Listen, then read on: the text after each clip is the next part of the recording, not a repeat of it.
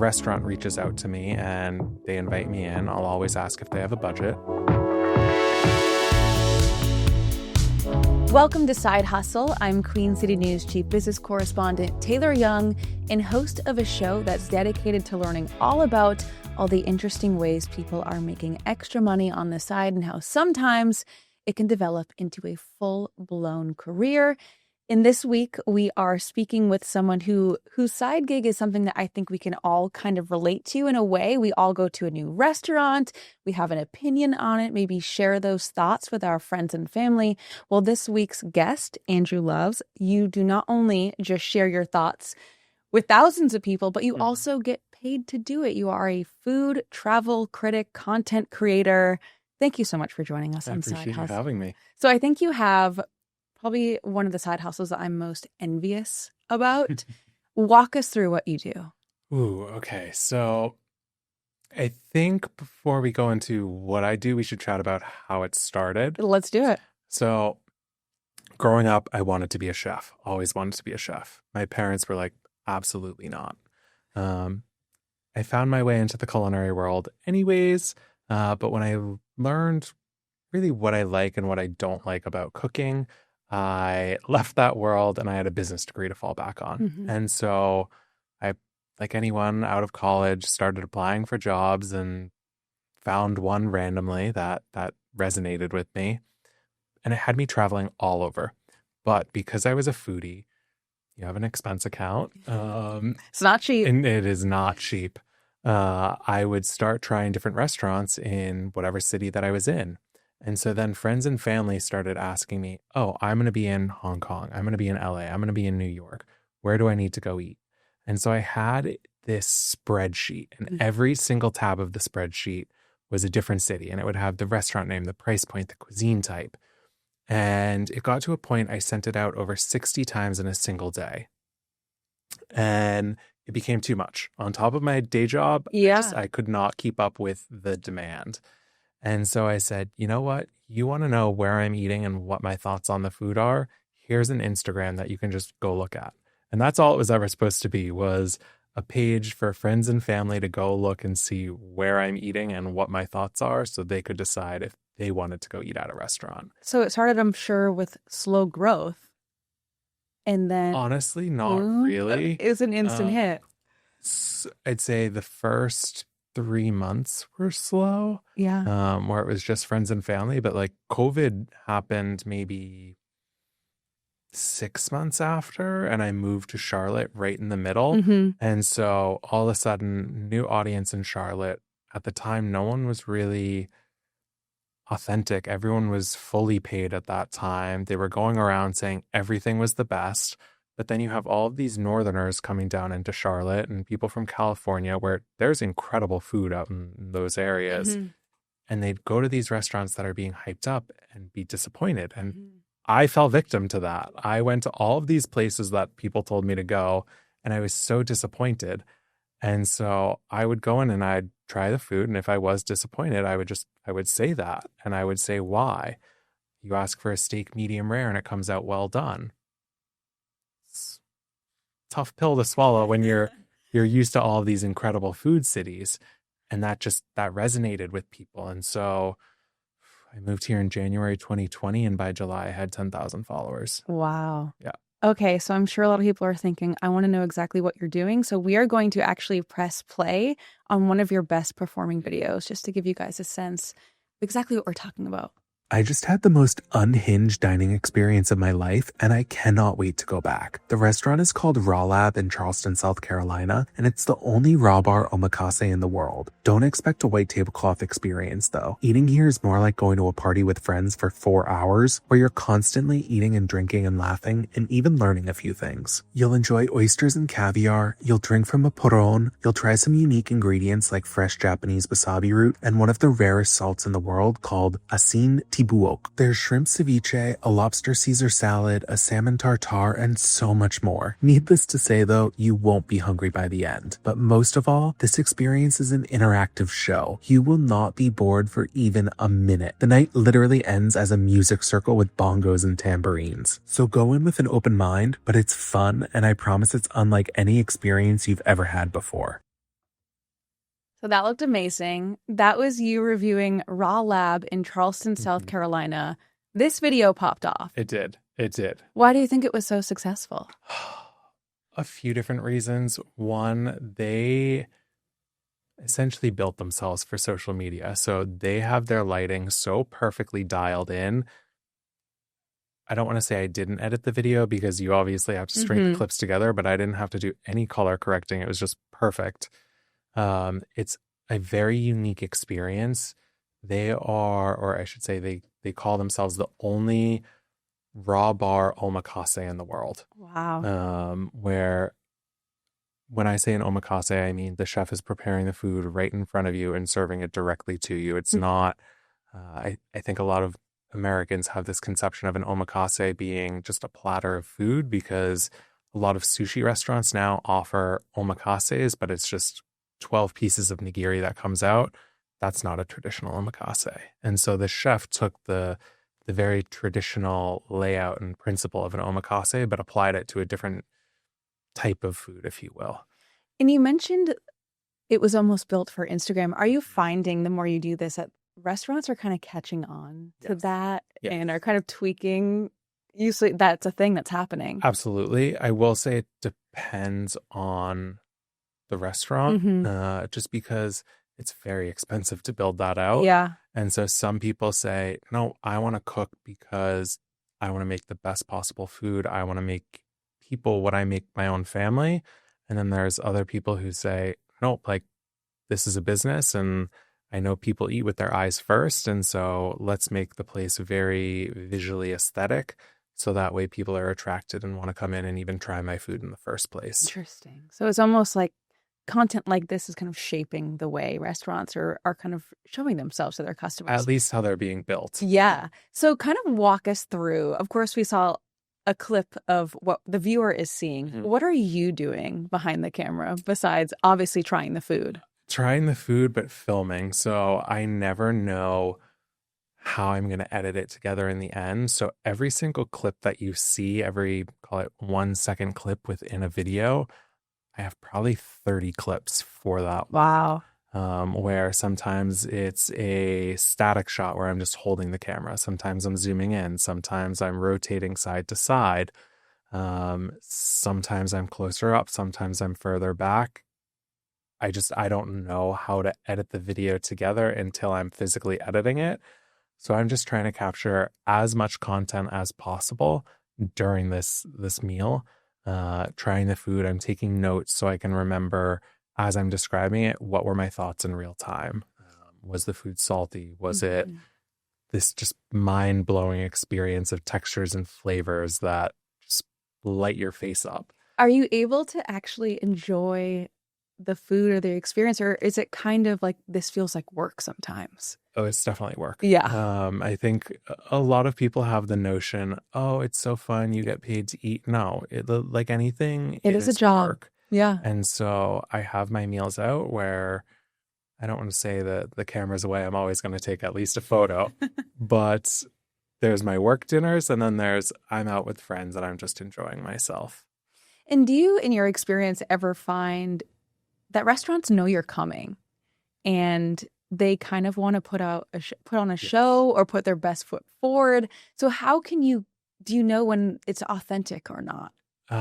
It's becoming harder to do. Yeah. Just because there's restaurants where I walk in and the server's like, oh, I know you. You do that Instagram. And I'm like, I do. Please be authentic. In Charlotte, I'd say it's harder to do that. But as I travel to other cities, I'd say my platform still isn't big enough yet where every single chef is going to know who I am and every single server. And I appreciate that because I like to be low key. Yeah. And do you ever feel uncomfortable? I could imagine you're in a restaurant. You, of course, are filming. How is that like? Do you ever... I could imagine feeling like, oh no, everyone's watching, or is it just normal now? It's just normal. Yeah. When I first started doing it, it felt very awkward. There's that, you can normally sense when someone is staring at you. I have lost that feeling. I physically cannot tell if someone is staring at me and they can be 2 feet away from me. I also feel like it's just part of what I do now. Mhm. So sometimes people are like, "Oh, how can you bring a light into a restaurant?" But if the restaurant invited you and they want you to do this, it's like you feel bad if it's disturbing someone, but it's Yeah. also, well, the restaurant's hired me to do this job, so I have to do my job. Hmm. But I will always try to go at an off hour.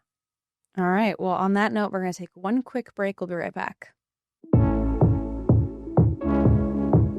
So, with every side hustle, hopefully involves getting a paycheck. Mhm. How do you make money off of doing this? There's a few different ways. I'd say the way that I prefer is through creator funds. Mhm. So, for instance, if I post a video to TikTok, let's say, because I have so many followers, they have this fund called the Creator Fund, where if a video is over a minute long, they will share essentially ad revenue with you. YouTube does the same thing. Instagram has, honestly, Instagram keeps changing how Mhm. they like to monetize content. Um, but that is my favorite way because then it's, how do I put it? You're not beholden to anyone or anything. Yeah, like It's like if the restaurant was paying you the exactly pressure. there pressure or even bias. Again, you can remove some of it. So, for instance, when a restaurant reaches out to me and they invite me in, I'll always ask if they have a budget. Hmm. A video takes so long to edit; it's typically about an 8 hour production, and so you say, hey, look, this is a significant amount of time and effort. If you have a budget, I would love to discuss what my rates are.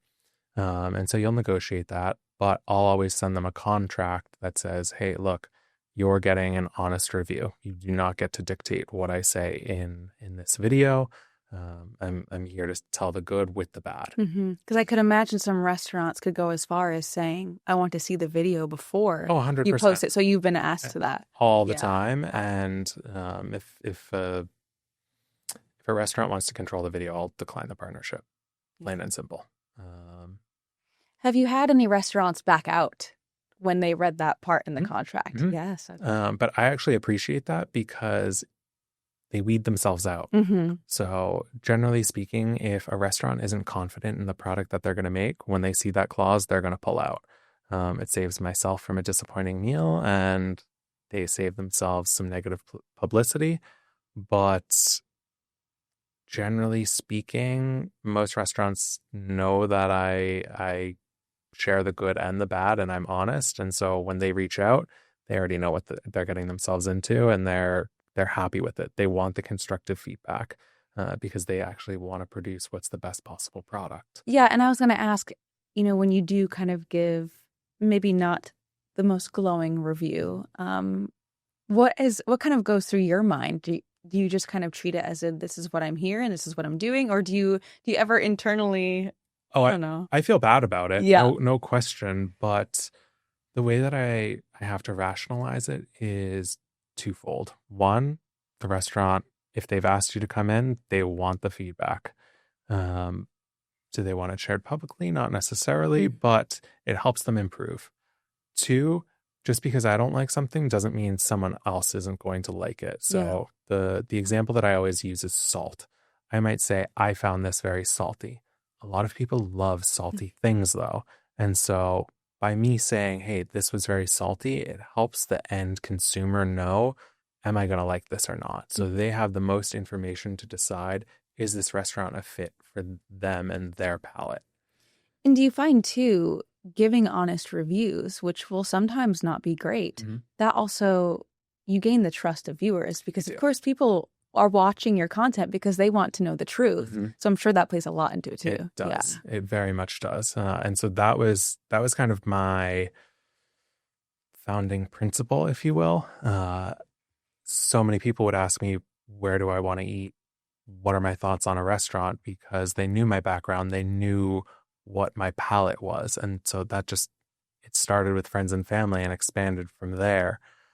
But I've always found it very important to help cut through that noise. So many people are paid and they won't be authentic about what they thought of something because at the end of the day, we're all trying to make a living. Mm-hmm.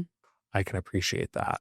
But I find it a little bit more important to hold your own sense of integrity, to be honest, be authentic, and you can say, hey, this was not for me, and that's okay. Not Hmm. everything is the best for everyone. What's important is at the end of the day, you find the places that you like to eat.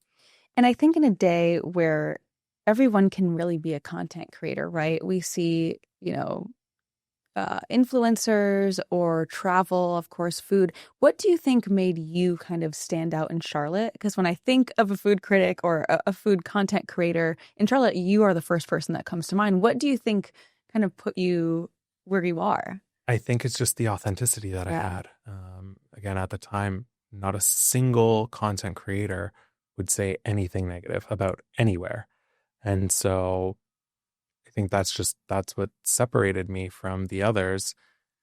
A lot of my followers were not local to Charlotte. They were transplants. They moved from New York, from Boston, from Los Angeles, came to Charlotte, were looking for the great Mexican restaurants like what you'd find on the essentially the side of the road in Mm-hmm. Los Angeles under a pop-up tent.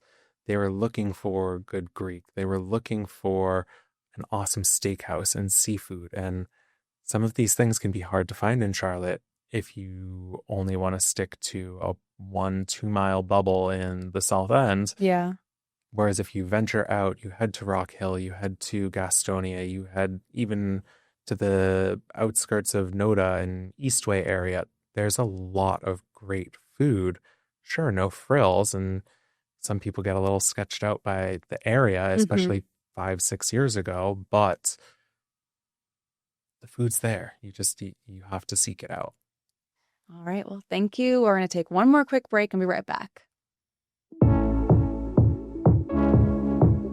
So, on top of doing food reviews, you also do other kind of content. We're going to play a clip. This is actually of Head Spa in Charlotte.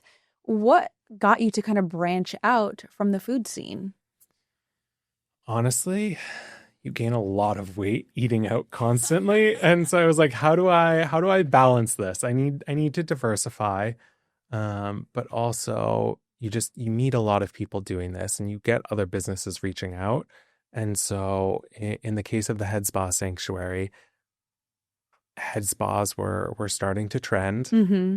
Their space looked so I mean, it looks incredible. beautiful. And so I was like, I bet that will be a very good video. Just very bluntly, I think this would be something that goes viral. And it did. I think it got about 600,000 views on TikTok and a couple 100,000 on Instagram. Uh, and it's just, I lost my train of thought there. No, it's okay. How often are you shooting or filming like this? I'm going out now at least 3 times a week. 3 times. Last year it was a lot more. Last year I was out probably at least 6 meals a week. Did you ever just crave having like a peanut butter and jelly sandwich at home? Every Were you time. sick of? Yes. Yes. I think a lot of people would think to themselves, "Oh, I'd love that. I'd love to eat out, every day, 6 days a week." But I'm sure at some point it does get old. No, it's very exhausting. Sometimes you're like, I just want a grilled chicken salad. I want something so basic and honestly healthy tasting, clean tasting, Yeah. versus just constantly rich, don't get me wrong, delicious food, Yeah. but like you need balance. You need balance. And so that's what this year has been more about for me. Yeah, because I can imagine too, when you go to these restaurants, you want to try a lot of things too. So that only just keeps adding up. Absolutely. And we talked about this a little bit in the before the break, but the Charlotte food scene, I don't think many people think as Charlotte as, for its food culture. Mm-hmm. Do you see that changing? I know we just from my reporting on business, I know we've seen so many restaurants come in, Mm-hmm. a lot leave. What do you kind of see, where do you see Charlotte going? I do think it's improving. I think we have a long way to go before it's a food destination like a Washington, D.C., Mhm. like a Charleston. But we're getting some good restaurants. Rada has come in, and the chokehold that restaurant has on me, the food is so good. It gets criticized for being too sophisticated for Charlotte. And when I hear that criticism, I'm like, just don't go then. But I thrive on it. For me, they haven't reinvented the wheel, but Mhm. it's just classically done food executed perfectly, from cocktails to wine to the actual food and small plates that you're eating. Um, we have Farm to Table, Restaurant Constance. Mhm. We have Omakase by Prime Fish. So we're getting these more elevated experiences and experiences like you'd find in some of these major food cities, but it's slow and steady. Yeah, and I know that you review a lot of different types of restaurants, different levels. Do you find that price matters as much as people might think? In The terms of more expensive it quality is, of the food, better it is, or is there a myth to um, that? I would say no. Mhm. I think you can go find an incredible meal where you're paying $5 for the entire meal. You can also go spend $1,000 and have an incredible meal. Mhm. So is there a correlation between price and quality? Absolutely. Yeah. Just in terms of the ingredients that can be used, but whether or not that makes it be a good meal, Mhm. no. Interesting. So I'm sure there could be people out there, thinking to themselves, I have opinions on things. Hmm. I'd like to get into something like this. Maybe they're already on social media. What would your advice be? Just do it. You learn everything as you're doing it. So don't let a lack of knowledge or experience hold you back. I learned everything as I was doing this. As I said, it started as a hobby. It started as just photos. Mm-hmm. But as I continued to do it, I grew and I started to try new things and saw what resonated, and I saw my own creative style shift over time. So I'd always say just go out and do it and try it, and you'll figure it out as you do it. And this is your full-time job. It is. Where do you where do you see yourself going from here? That is a Is that a loaded lit triggered? question. Um, I And honestly have no idea. yeah. I've always just followed opportunity. Yeah. So when I was 18, I moved to Paris and worked in a bakery. I came back and went to college. During college, I had internships, ended up finding my way into a restaurant group, then got asked to join their research and development team, became a chef, worked for them, decided this isn't for me. From there, I went and found my way working into e-commerce, was traveling the world. This became my side hustle. Just again, side hustle by definition is on the side. It evolved into my full-time job. I have no idea where life is going to take me, but I'm excited to see. I love it. Well, thank you so much for joining us, Andrew, and kind of give us your Instagram handle so if anyone wants to follow you, they know where to go. Yeah, it's Andrew Loves with an underscore at the end. Wonderful. Well, thank you so much for being on Side Hustle. Wish you the best with everything. It'll be interesting to see where you go next. Thank you. Thank you. It was a pleasure. Thanks for watching Side Hustle. We'll see you next week.